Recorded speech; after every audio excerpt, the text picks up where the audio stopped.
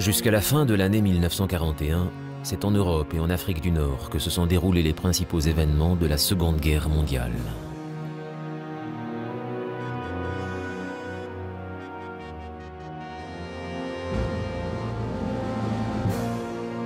Au cours de l'année 1942, le conflit va prendre une dimension plus globale. L'attaque surprise contre la marine américaine à Pearl Harbor va en être le déclencheur.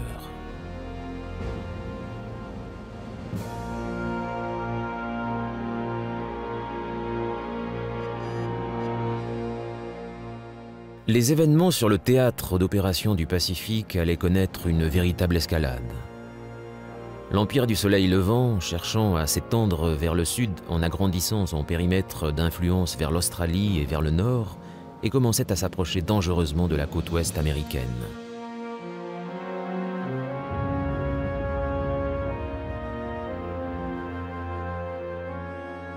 L'expansionnisme irrésistible du Japon allait cependant se heurter à des défis sérieux. Les mois d'avril, mai et juin 1942 feront comprendre aux Japonais qu'il existait des limites à leur réussite insolente.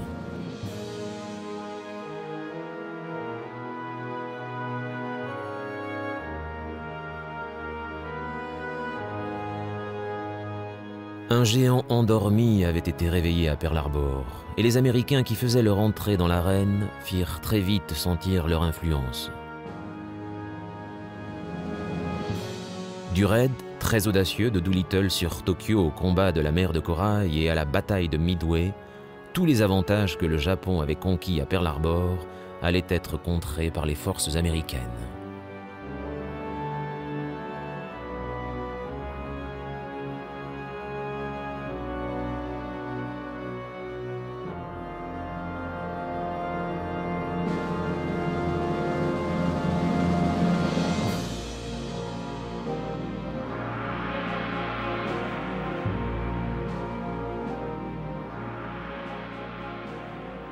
La création d'une sphère de coprospérité en Extrême-Orient, libérée de la mainmise des empires occidentaux, était depuis longtemps le rêve des dirigeants japonais. En avril 1942, l'Empire du Soleil Levant était plus vaste qu'il ne l'avait jamais été. La guerre en Asie du Sud-Est et dans le Pacifique avait été couronnée de succès. Les Japonais étaient désormais maîtres des zones stratégiques les plus importantes de la côte chinoise, de la Malaisie, de la Thaïlande, des Indes orientales néerlandaises et d'une grande partie de la Birmanie. Dans le Pacifique, ils tenaient l'île de Wake, la Nouvelle-Angleterre, les îles Gilbert et Guam, et la conquête de nouveaux territoires se poursuivait. C'était une perspective cauchemardesque pour les Alliés. Durant les premiers mois de la guerre, d'importants postes avancés britanniques et américains étaient tombés aux mains des envahisseurs, et des milliers de soldats avaient été faits prisonniers, internés loin à l'intérieur des lignes ennemies.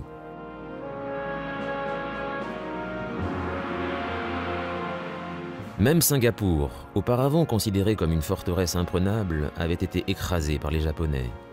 Nouvelle qui fit l'effet d'une bombe dans les états-majors alliés. L'Amérique, dans le même temps, avait perdu des bases militaires d'importance stratégique et était sur le point de perdre pied sur les précieuses îles des Philippines. Après l'invasion de la capitale des Philippines, Manille, les Japonais se dirigèrent vers le sud, sur les talons des troupes alliées en retraite.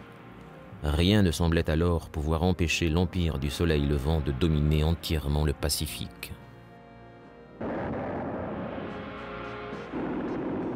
Après cette série de victoires, les soldats japonais, très satisfaits de ce qu'ils avaient accompli, prirent le temps de se reposer.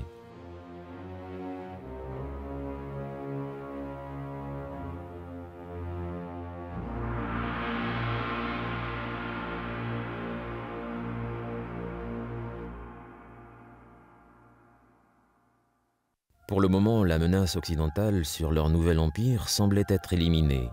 Les Japonais étaient confiants dans leur capacité à tenir ces territoires facilement.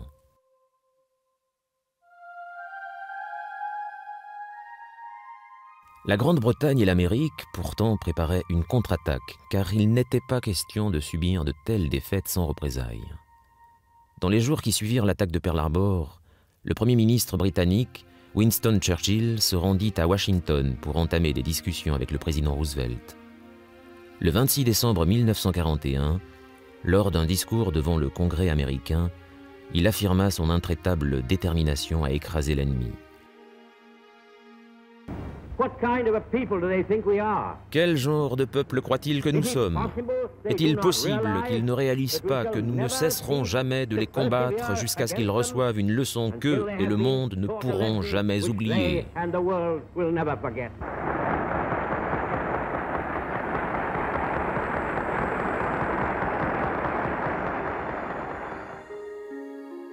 La Grande-Bretagne était seule dans le combat contre les forces de l'Axe depuis la chute de la France à l'été 1940. L'entrée de l'Amérique dans le conflit global fut grandement appréciée par Churchill. Désormais, Roosevelt, Churchill et Joseph Staline, en guerre contre les forces du Troisième Reich depuis juin 1941, étaient unis contre l'Axe. Il existait maintenant un véritable espoir de victoire pour les Alliés.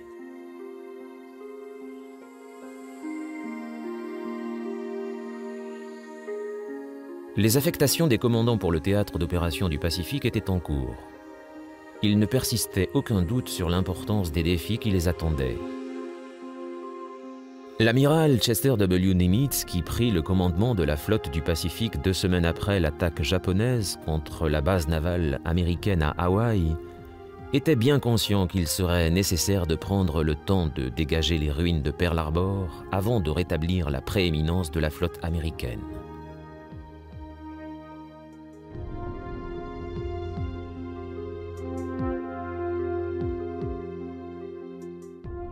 Chargé de coordonner une attaque dans le Pacifique, un océan de plus de 160 millions de kilomètres carrés, Nimitz allait devoir surmonter un lourd handicap durant les premiers mois.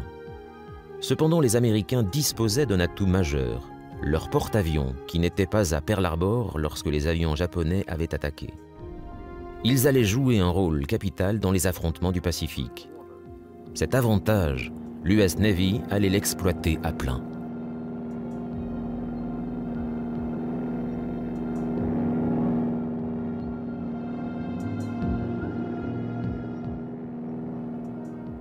Craignant que les Japonais continuent leur progression vers l'Australie et la Nouvelle-Zélande, la première réponse des Alliés fut d'établir des bases aux confins du Pacifique afin de pouvoir lancer des contre-attaques. Les îles isolées de Nouvelle-Calédonie, des Fidji et d'Espiritu Santo, qui se trouvaient au nord-est de l'Australie, étaient depuis longtemps dans la sphère d'influence occidentale, et l'établissement de bases militaires fut rapidement décidé. Mais compte tenu des violents combats qui se déroulaient sur le théâtre d'opérations européen, il s'avéra particulièrement compliqué de trouver des réserves à envoyer dans le Pacifique. Ces approvisionnements ne parvenaient que difficilement.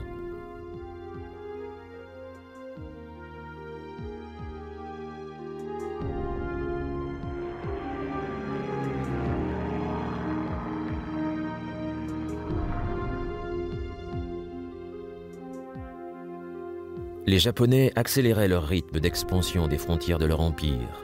Les ingénieurs alliés, eux, couraient contre la montre pour finir leur travail, tentant souvent l'impossible pour s'accommoder de terrains difficiles.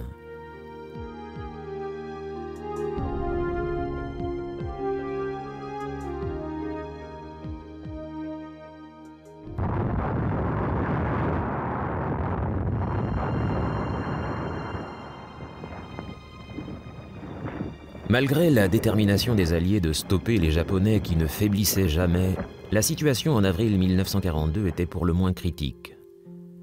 Depuis l'invasion des Philippines en décembre 1941, les forces américaines et philippines conduites par le général Douglas MacArthur menaient une résistance désespérée contre les Japonais. La situation s'étant détériorée, le président Roosevelt demanda à MacArthur de se retirer pour prendre le commandement des opérations dans le Pacifique du Sud-Ouest, depuis l'Australie. Bien que réticent à quitter ses hommes, MacArthur obéit aux ordres du président le 11 mars, non sans avoir fait le vœu solennel de revenir.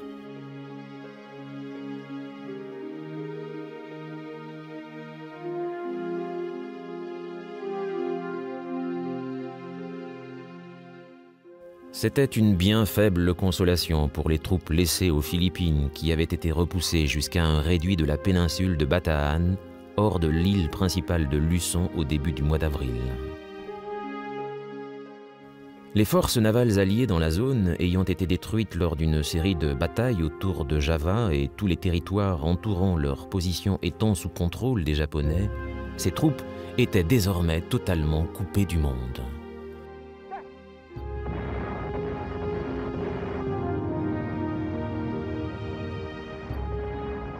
Lorsque les Japonais lancèrent leur nouvel assaut au cours duquel l'aviation et l'artillerie brisèrent les lignes de défense alliées, ces hommes, affamés, malades et fatigués par les combats incessants, étaient trop faibles pour contre-attaquer. Ils finirent par se rendre. Une partie des soldats tenta de s'échapper de l'île de Corregidor vers le sud de Bataan, mais des bataillons d'infanterie japonais s'étaient infiltrés et les repoussèrent jusqu'à Malnta Hill. Au grand désespoir de ceux qui se battaient encore, le drapeau américain fut baissé et le général Jonathan Wainwright, qui avait pris la suite du général MacArthur, n'eut plus d'autre choix que d'accepter les termes de la reddition proposée par le général Masaharu Homma. Le 8 mai 1942, les Philippines étaient officiellement perdues. Mais une plus grande tragédie encore attendait les Alliés à la suite de la chute des Philippines. Les Japonais avaient fait 80 000 prisonniers. Tous devaient être transportés vers des camps, mais face à l'ampleur de la tâche, les Japonais décidèrent qu'ils devraient marcher une centaine de kilomètres jusqu'à la ligne de chemin de fer à San Fernando. Cette marche, qui plus tard fut baptisée la marche de la mort, commença le 10 avril. Ce fut un enfer pour ces hommes mal nourris et malades. Des milliers d'entre eux moururent en raison de leur état de fatigue, de la faim, de la déshydratation et de la maladie, et des milliers d'autres furent assassinés par leurs gardes. C'était un sombre présage sur ce que la guerre contre le Japon allait coûter en termes de vies humaines, les prisonniers de guerre étant traités avec un total mépris par les soldats japonais qui considéraient toute reddition comme un déshonneur.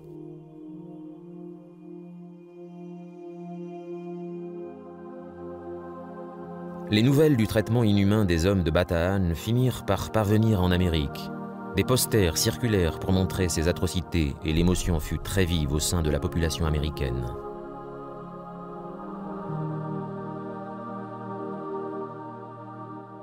La résolution des Alliés à écraser les Japonais se renforça encore. Le président Roosevelt avait déjà préparé des plans pour frapper au cœur du Japon en bombardant sa capitale, Tokyo. Après l'attaque contre Pearl Harbor, Roosevelt cherchait à remonter le moral de la population et à la lumière des derniers événements des Philippines, il était désormais désireux de montrer aux Américains et au peuple japonais que l'empire du soleil levant n'était pas invulnérable.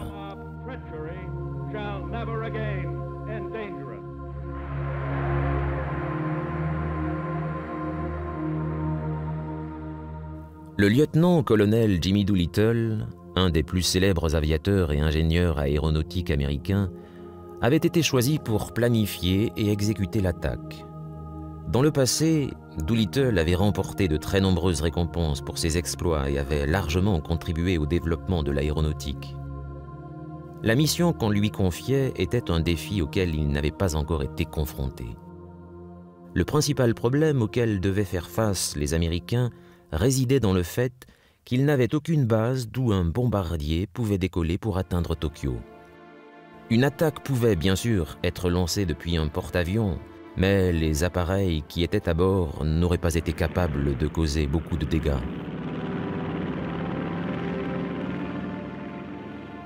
Après une longue réflexion, on imagina d'adapter le gros bombardier B-25 pour le rendre assez léger pour décoller du pont d'un porte-avions.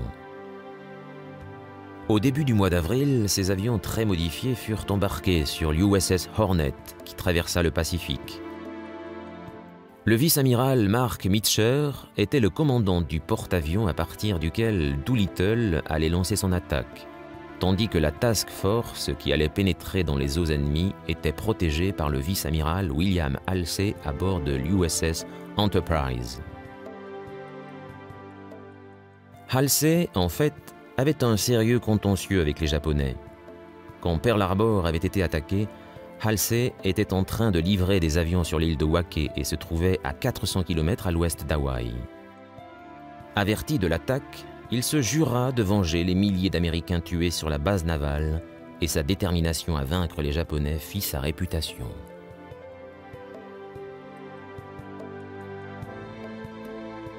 Alors que l'USS Hornet et l'USS Enterprise s'aventuraient aux portes de l'Empire du Soleil Levant, Halsey dut faire face à un impondérable dans sa quête de revanche. Le 18 avril, un navire japonais repéra la flotte. Des signaux d'avertissement ayant été envoyés vers le Japon, il y avait désormais à craindre que les avions japonais ne décollent pour attaquer les précieux porte-avions américains. Halsey décida que l'attaque contre le Japon devait commencer immédiatement. Les équipages à bord de l'USS Hornet préparèrent leurs bombardiers.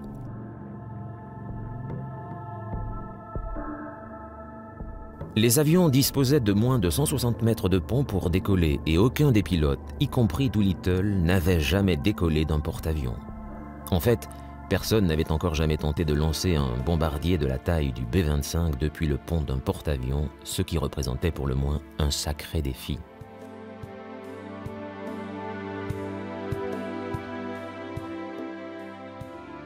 Mais l'entraînement rigoureux que les équipages volontaires avaient reçu s'avéra payant, et les 16 B-25 chargés de bombes explosives et incendiaires décollèrent avec succès.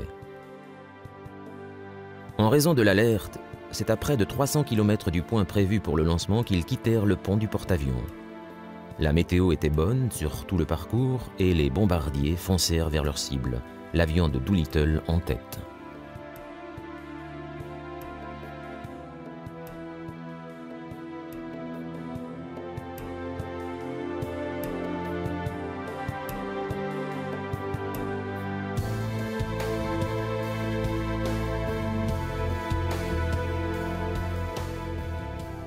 Six heures après le décollage, les avions atteignirent Tokyo au crépuscule et larguèrent leurs bombes sur la capitale et ses environs.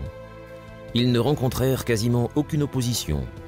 L'impact du raid fut exactement celui que Roosevelt espérait. Les Japonais furent si choqués et surpris par cette attaque que les membres de l'état-major commencèrent mutuellement à se faire des reproches. Le commandant des défenses aériennes de Tokyo, mortifié et déshonoré, mit fin à ses jours. Dans le même temps, des unités de chasse japonaises furent rapatriées et un groupe aéronaval retiré de l'océan Indien pour protéger les eaux territoriales.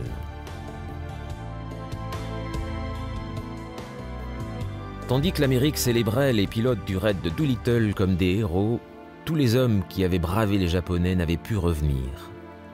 2 équipages avaient été faits prisonniers après leur atterrissage en territoire ennemi et 3 de ces hommes allaient être exécutés un peu plus tard. Doolittle, avec ses autres équipages, avait été aidé par les militaires et les civils de l'Est de la Chine qui les abritèrent et assurèrent leur rapatriement. Ils allaient le payer très cher, car le Japon lança alors une campagne de représailles sur la région qui allait entraîner la mort de près de 250 000 paysans chinois.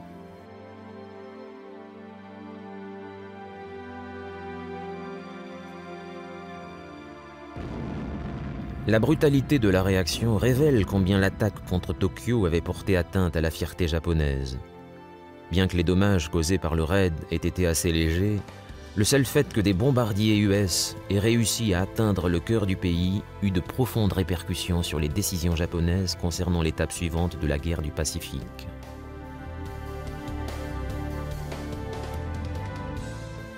Au début de l'année 1942, bien que les frontières de l'Empire se soient agrandies, un certain nombre de désaccords existaient au sein du commandement nippon concernant la suite des opérations. L'amiral Osami Nagano, chef de l'état-major naval, était un chaud partisan de la conquête de nouveaux territoires, une stratégie qui avait aussi le plein soutien de l'armée impériale. Il prêchait pour que l'attaque suivante se concentre sur l'Australie, relativement isolée et qui pouvait être éventuellement utilisée comme base par les Américains. Le plan prévoyait que les forces japonaises s'emparent de Port Moresby en Nouvelle-Guinée et de Tulagi dans les îles Salomon, afin de servir de base d'attaque de l'Australie, alors à portée des avions basés à terre.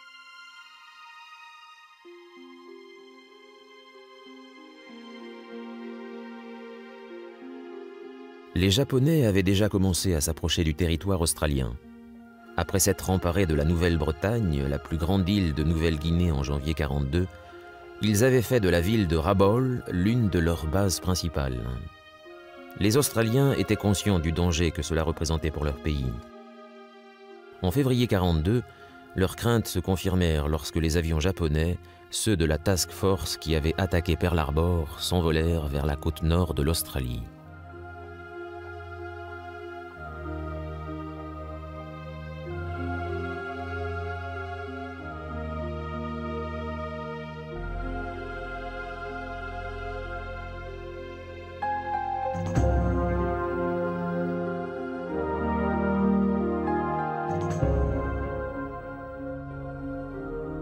À l'approche de leur cible, le port de Darwin, ils furent rejoints par de puissants bombardiers. Ce raid aurait pu être aussi dévastateur que l'attaque de Pearl Harbor.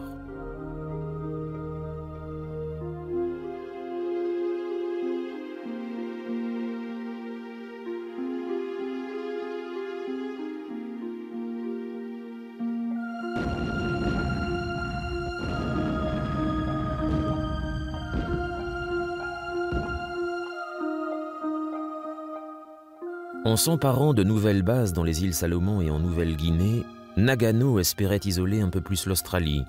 L'occupation de Port Moresby et Tulagi n'assurait pas seulement la défense de Rabaul, mais allait faciliter la conquête de la Nouvelle-Calédonie, des Fidji et des Samoa. Toutes les lignes d'approvisionnement entre les USA, l'Australie et la Nouvelle-Zélande seraient alors coupées. Au Japon, tous n'étaient pas d'accord avec Nagano. L'amiral Yamamoto, qui avait conçu l'attaque sur Pearl Harbor, pensait que, plutôt que de continuer à conquérir de nouveaux territoires, le Japon devrait se concentrer sur la création d'une défense solide du nouvel empire. Les Japonais disposaient désormais de ressources naturelles inépuisables qui pouvaient être acheminées de tous les territoires conquis autour du Pacifique. Les routes maritimes entre le Japon et les pays occupés devaient être protégées, et c'est pour cela que Yamamoto était impatient d'éliminer la menace d'une intervention américaine.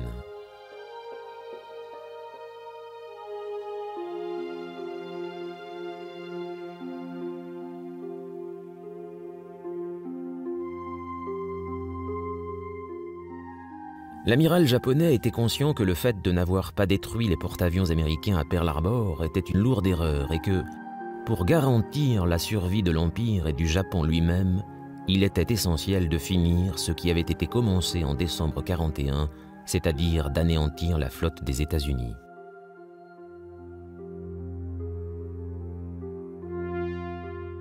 Yamamoto commença à concevoir un plan pour attirer les porte-avions américains à portée de la Task Force nippone en vue d'une bataille décisive qui permettrait aux Japonais d'avoir le contrôle de tout le Pacifique central. Il choisit comme cible l'atoll de Midway, deux petites îles coralliennes qui se trouvaient à l'extrémité nord-ouest de la chaîne des îles Hawaï. La base américaine qui s'y trouvait était assez loin d'Hawaï pour réduire le risque que les bombardiers lourds puissent venir menacer les navires japonais. D'autre part, si aucun porte-avions n'était envoyé pour protéger l'atoll, en cas de capture, Midway permettrait d'étendre le périmètre de défense du Japon et pourrait même constituer une base avancée pour lancer des attaques contre la côte ouest des États-Unis. Yamamoto n'avait cependant pas réussi à convaincre l'amiral Nagano qu'une attaque contre Midway devait être prioritaire, et jusqu'au 18 avril 1942, les préparatifs se focalisèrent sur l'avance vers le sud et l'Australie plutôt que sur une tentative de destruction de la flotte américaine.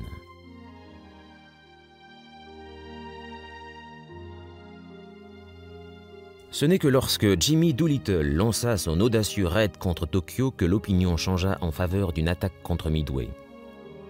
Avec la peur grandissante que le Japon soit vulnérable aux attaques aériennes, le Premier ministre, le général Tojo, consacra ses efforts à la défense de l'Empire et à l'élimination de la menace américaine. Cependant, mi-avril, il était déjà trop tard pour retirer les forces qui se préparaient à avancer sur Port Moresby et Tulagi. La bataille de Midway devrait attendre.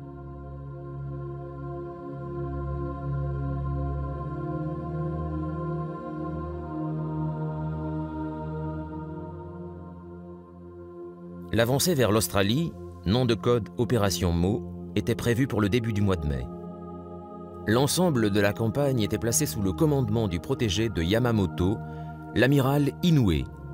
Il coordonnait plusieurs groupes, dont une force d'attaque de porte-avions, commandée par le vice-amiral Takagi, la force d'invasion de Tulagi commandée par le vice-amiral Chima et la force d'invasion de Port Moresby.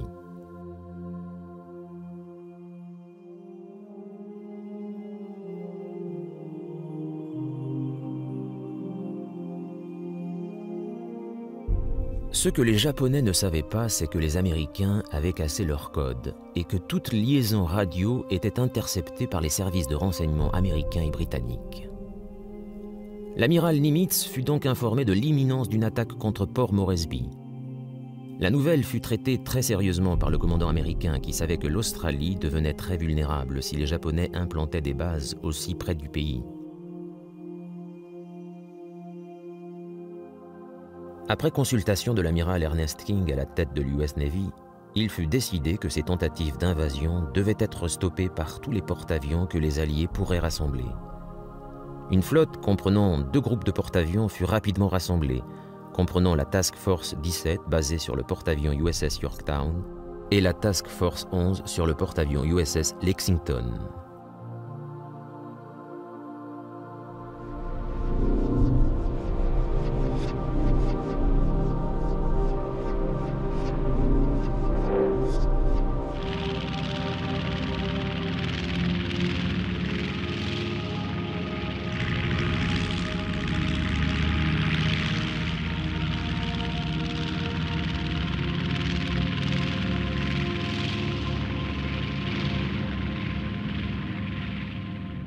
Le vice-amiral Frank Fletcher, qui avait déjà combattu dans le Pacifique après les raids sur les îles Marshall et les îles Gilbert, fut, en février, nommé commandant du Yorktown et responsable de toute la mission. Le vice-amiral Aubrey Fitch commandait le Lexington. De plus, une force australo-américaine, la Task Force 44, commandée par le Rear Admiral John Craze de la Royal Navy, amènerait un soutien supplémentaire.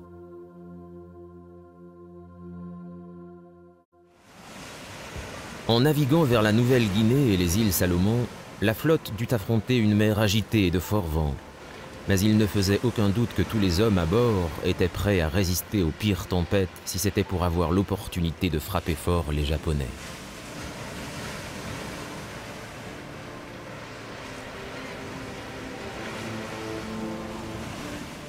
Pendant que les porte-avions naviguaient cap à l'ouest, les avions étaient armés pour l'attaque, chargés de bombes, et les pilotes se tenaient prêts à l'action. Finalement, le 3 mai, la nouvelle tomba, la force d'invasion de Shima avait débarqué sur les îles Salomon.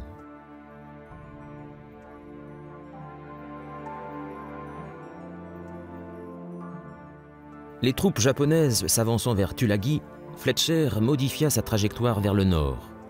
Le 4 mai, 60 avions furent lancés en 3 vagues à partir du Yorktown, prenant les forces de Shima complètement par surprise. L'attaque fut un succès. 3 chasseurs de mines et 4 hydravions furent touchés. Les Américains tentèrent de couler un gros destroyer, mais les Japonais continuaient à tenir Tulagi et travaillaient déjà à l'installation d'une base d'hydravions sur l'île.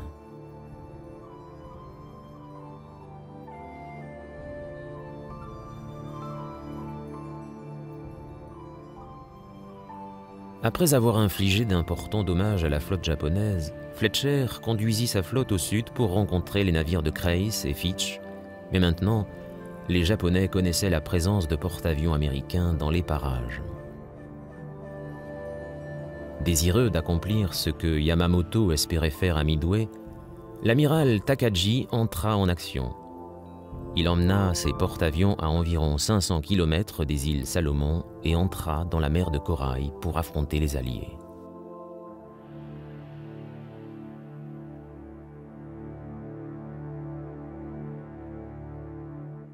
C'était un voyage vers l'inconnu qui allait donner lieu à la première confrontation entre porte-avions de l'histoire.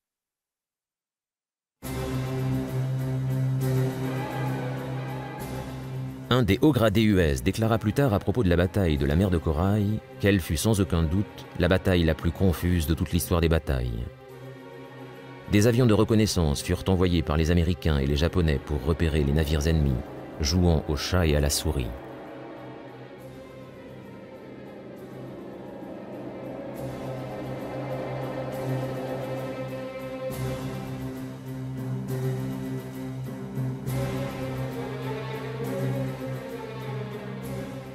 Dans la confusion, quelques avions ouvrirent le feu contre leurs propres forces, tandis que d'autres tentèrent de se poser sur les navires ennemis. Mais finalement, le 8 mai, la bataille décisive eut lieu.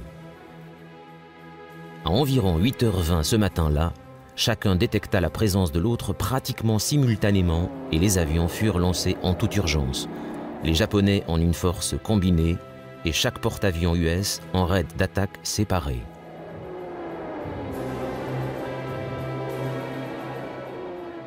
Vers 9h25, tous les avions étaient en l'air et les porte-avions se rapprochaient les uns des autres. Les avions du Yorktown attaquèrent vers 11h et rencontrèrent 60 japonais qui protégeaient le porte-avions Shukaku et son sister ship.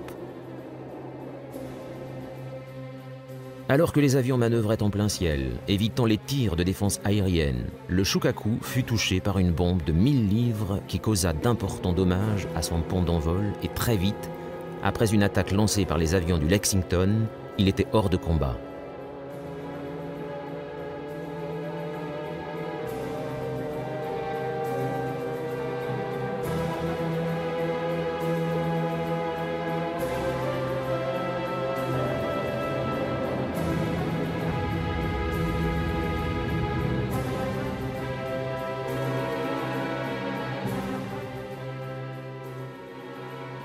Les Japonais contre-attaquèrent et 14 avions foncèrent sur l'USS Lexington dans un mouvement de tenaille. Celui-ci fut touché 2 fois par des torpilles avant que des bombardiers en piqué ne touchent le pont de Yorktown. Le navire de Fletcher allait survivre, le Lexington n'aurait pas autant de chance.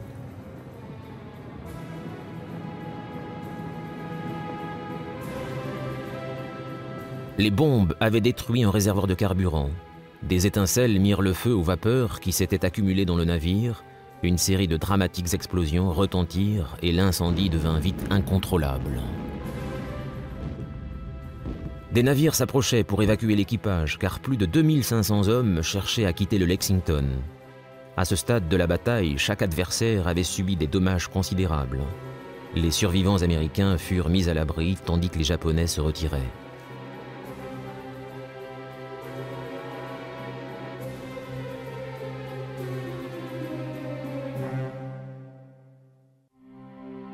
La bataille avait été coûteuse pour les Américains en raison de la perte de l'USS Lexington, ainsi que d'autres navires et de beaucoup d'appareils. Sur le plan tactique, les Japonais avaient gagné la bataille. La bataille de la mer de Corail allait en fait avoir une conséquence positive.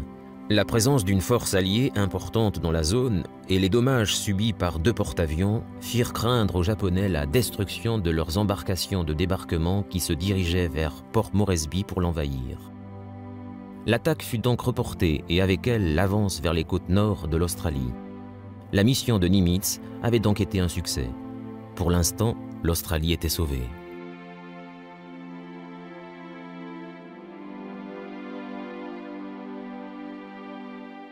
Si l'avance japonaise dans le Pacifique Sud avait été freinée, en Asie du Sud-Est, elle continuait. La flotte britannique d'Orient avait été déjà chassée de l'océan Indien, permettant à l'Empire du Soleil Levant d'étendre son périmètre de sécurité un peu plus vers l'ouest. Les sous-marins japonais patrouillant en toute liberté dans la zone, les Alliés ne pouvaient pas faire grand-chose pour empêcher l'ennemi de progresser encore à travers la Birmanie et vers l'Inde, le joyau de la couronne de l'Empire britannique en Asie. Les Britanniques avaient déjà perdu un grand nombre de territoires et Winston Churchill était particulièrement inquiet de cette nouvelle menace. Le sous-continent indien était sous la coupe des Anglais depuis 1858 et Churchill était réticent à l'idée de perdre une pièce si précieuse de l'Empire. Son allié américain, le président Roosevelt, avait quant à lui d'autres soucis.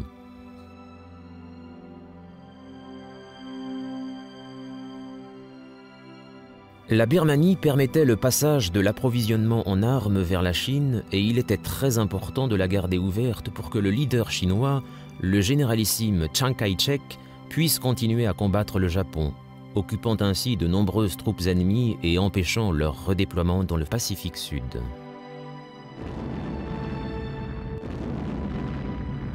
Roosevelt avait affecté le général Joseph Stilwell comme chef d'état-major pour le théâtre d'opérations Chine, Birmanie et Inde.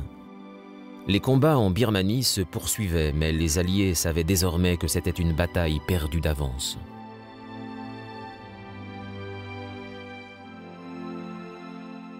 Vers la fin avril, Lachio, au nord-est de la Birmanie, était tombé, coupant ainsi la route birmane, et Stilwell n'eut d'autre choix que d'ordonner une évacuation d'urgence.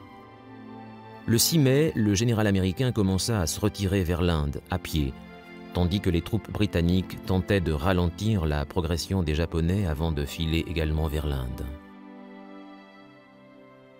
Tout espoir de conserver la Birmanie était désormais perdu, et ce pays, une fois envahi, la protection qu'il offrait à l'Inde n'existait plus. Churchill craignait de perdre encore du terrain, mais les Japonais n'avaient en fait aucune intention d'envahir l'Inde. Et à la fin du mois de mai, il était devenu évident que d'autres plans plus ambitieux occupaient leurs états-majors. Yamamoto était en train de fignoler la préparation de la bataille de Midway qui allait bientôt marquer la nouvelle étape de la guerre que menait le Japon contre la flotte américaine.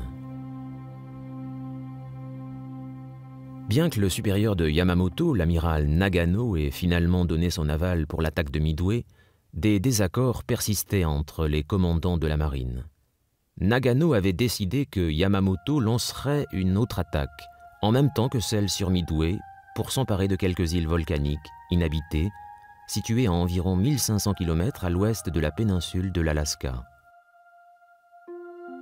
Les îles aléoutiennes se trouvaient loin au nord de Midway, et Yamamoto était conscient que cette mission supplémentaire allait étendre sa zone de bataille de façon démesurée. Mais Nagano ne put être dissuadé. Les îles aléoutiennes n'avaient pas un grand intérêt économique, ni militaire ou stratégique en raison de leur sol stérile et montagneux et leur climat difficile. En revanche, s'en emparer étendait les lignes de défense japonaises et permettait de contrôler la navigation sur le Pacifique Nord. Il y avait aussi l'espoir que cette deuxième attaque, loin de Midway, serve de diversion en entraînant le déploiement de navires américains dans le nord, affaiblissant ainsi la flotte américaine principale.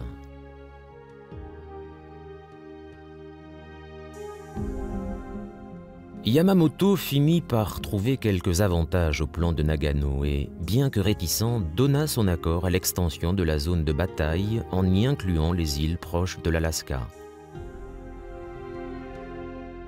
L'amiral japonais devait désormais coordonner une opération spectaculaire. Il se mit au travail afin de rassembler la plus importante flotte n'ayant jamais traversé le Pacifique. L'effet de surprise constituerait une caractéristique importante du plan de Yamamoto. Il divisa donc son immense armada en 4 groupes distincts afin que les Américains ne puissent avoir la moindre idée de la véritable puissance de la flotte japonaise au moment où la bataille commencerait.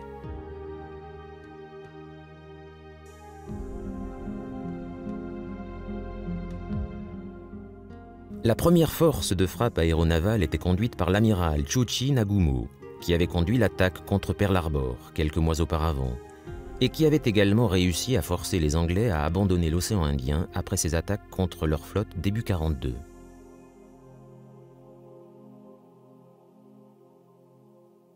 Nagumo, quant à lui, devait agir en appui rapproché de la force d'invasion de Midway commandée par le vice-amiral Kondo. Pendant ce temps, la force principale qui suivait les deux autres, et était menée par Yamamoto en personne, devait attaquer les porte-avions américains une fois qu'ils auraient été attirés dans la zone. Finalement, la 4e section de la flotte, la force Nord, devait être détachée du reste et foncer vers le nord et les Aléoutiennes avant que ne commence la bataille de Midway. Malheureusement pour Yamamoto, la disposition de ses forces allait être le principal échec de son plan, car les groupes allaient se trouver trop éloignés les uns des autres pour se soutenir. Les navires de Yamamoto allaient en fait naviguer 500 km derrière les navires de Nagano et se révéler d'une aide peu efficace lorsque les Américains se défendraient. Pendant ce temps, de l'autre côté du Pacifique, l'unité de renseignement de combat de l'US Navy à Pearl Harbor avait une fois de plus déchiffré les codes japonais. Tous les efforts de Yamamoto pour faire diversion allaient être vains. En mai 1942, l'amiral Nimitz recevait la confirmation que Midway était la cible nouvelle des Japonais. Il disposait même de leur ordre de bataille ainsi que des dates de l'attaque qui étaient prévues le 4 ou le 5 juin. La flotte impériale filait vers Midway sans se douter que sa mission était connue de l'ennemi. Les forces US se préparaient à l'offensive nippone. Midway était une place importante dans la défense de la côte ouest de l'Amérique, et après le raid contre la base hawaïenne, les Américains devaient s'assurer cette fois qu'ils étaient prêts.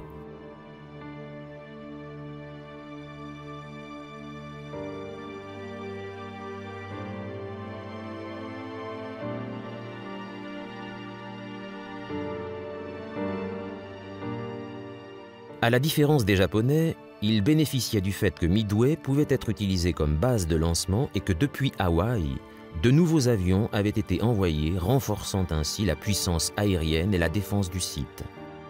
Les porte-avions furent également mis à contribution pour protéger Midway.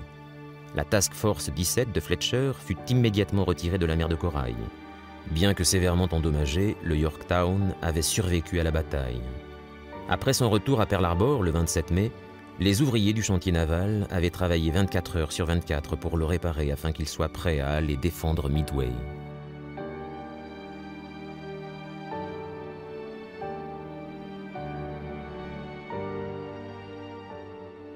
La Task Force 16 avec les porte-avions Hornet et Enterprise était déjà parée à Pearl Harbor. L'amiral Halsey n'était pas assez valide pour prendre part à la bataille. Il fut remplacé par l'amiral Raymond Sprance qui allait opérer sous le commandement de l'amiral Fletcher.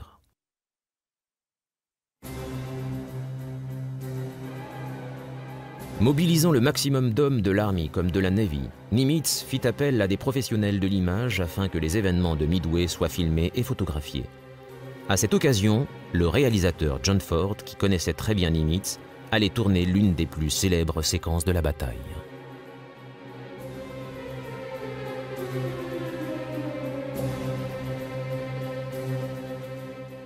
Vers la fin du mois de mai, tout ce qui était possible de faire pour se préparer à la bataille avait été fait. Les défenses étaient en place et les forces américaines ne pouvaient pas faire plus que guetter et attendre que l'offensive japonaise commence. Les unités de l'Air Corps fouillaient le ciel à la recherche des premiers signes de l'attaque japonaise, tandis qu'en mer, Yamamoto et son armada se rapprochaient de la base navale.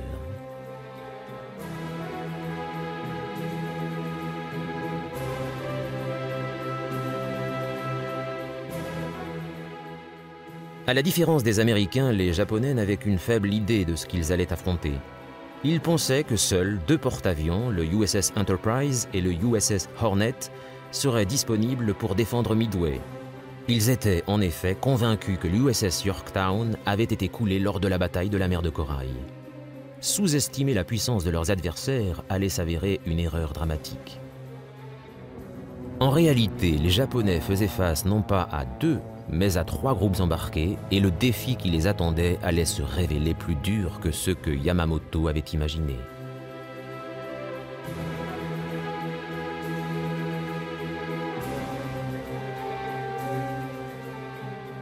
À partir du 30 mai, des avions américains d'observation furent lancés depuis Midway à la recherche de l'immense flotte ennemie. Après avoir scruté la mer pendant des jours, les navires de la marine impériale furent finalement repérés.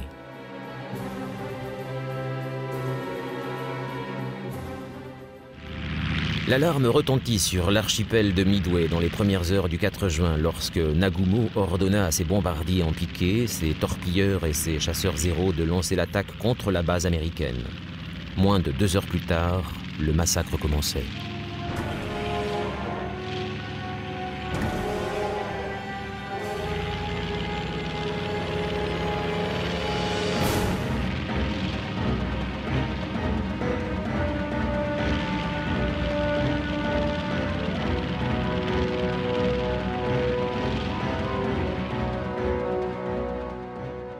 Les avions américains, pilotés par des Marines, décollèrent en urgence pour intercepter l'attaque et détruisirent de nombreux avions, tout en subissant des pertes sévères.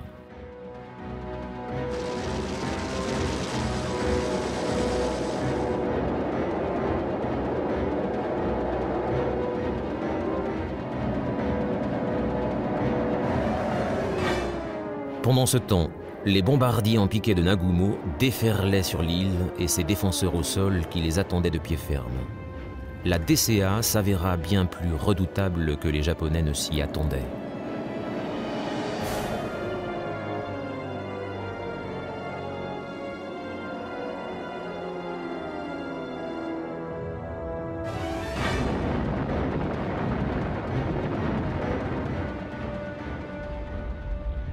La base fut plongée dans le chaos.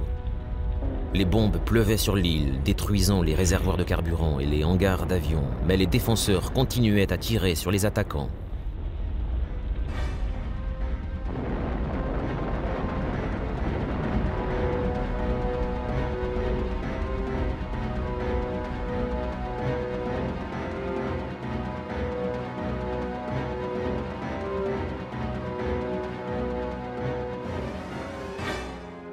Dès que la première attaque contre l'île prit fin, les Américains contre-attaquèrent. 2 escadrons de torpilleurs foncèrent vers les porte-avions japonais.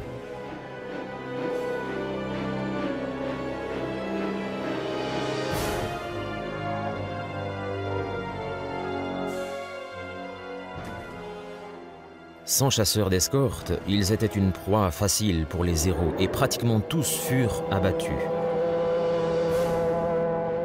Mais les vagues d'attaques américaines continuèrent, accaparant les Japonais, plus occupés à défendre leurs navires qu'à lancer un raid contre la flotte américaine. Les avions US percèrent alors les défenses japonaises.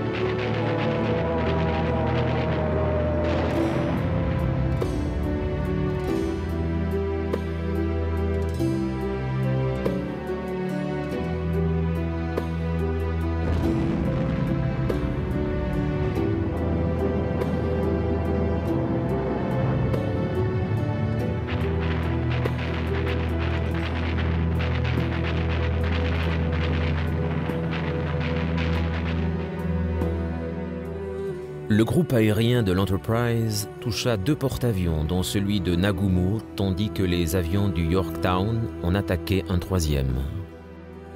Il ne resta bientôt plus qu'un seul porte-avions japonais encore opérationnel qui contre-attaqua en lançant une vague de bombardiers en piqué contre le Yorktown.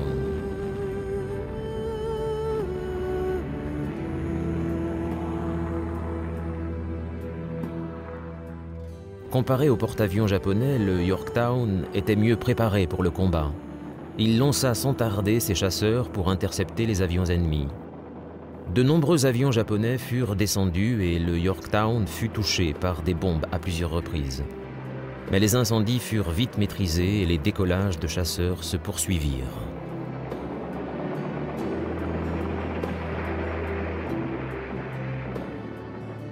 Une 2e vague de bombardiers japonais se dirigeait vers le porte-avions américain. L'amiral Spruance lança alors une attaque décisive contre la flotte japonaise avec 40 bombardiers en piqué. En moins d'1 heure, ils repérèrent le dernier porte-avions japonais. En dépit de ses efforts désespérés pour résister, les avions américains lui portèrent un coup fatal. Il prit feu et coula.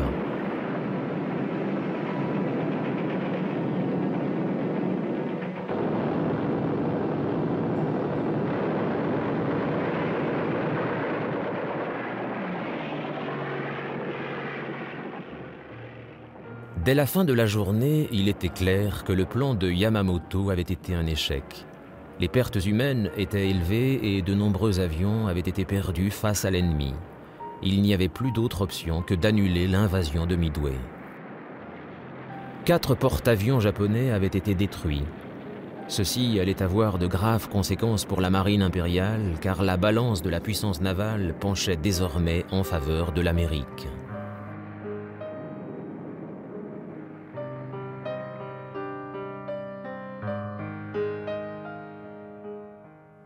L'US Navy avait aussi subi de son côté des pertes sévères. Le Yorktown, navire amiral de la Task Force 17, qui avait joué un rôle décisif en mer de Corail et à Midway, n'allait pas survivre. Après avoir été touché par des torpilles, son équipage fut contraint à l'abandon de peur qu'il ne chavire. Après avoir reçu un coup fatal d'un sous-marin japonais, le Yorktown coula le 7 juin.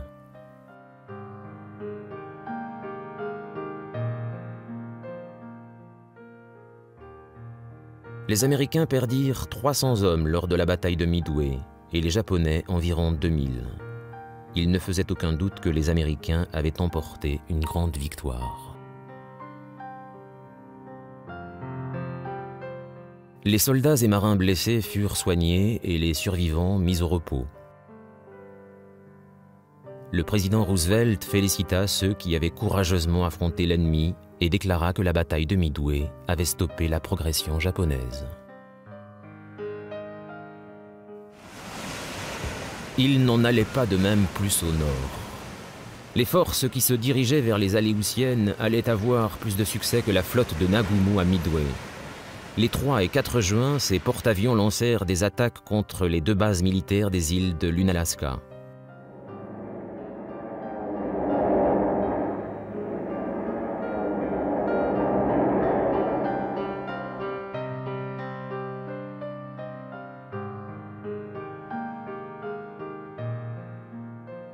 Gênés par un très mauvais temps, les avions ne causèrent que peu de dommages, mais les 6 et 7 juin, les troupes débarquèrent à Kiska Island et Attu Island et y établirent des bases.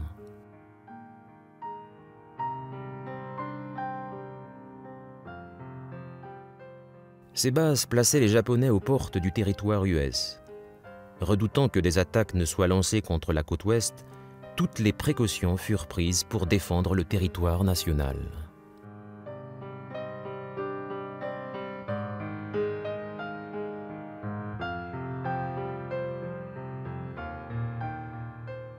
Bien qu'une retentissante victoire ait été remportée à Midway, il était évident que la guerre contre le Japon était loin d'être terminée.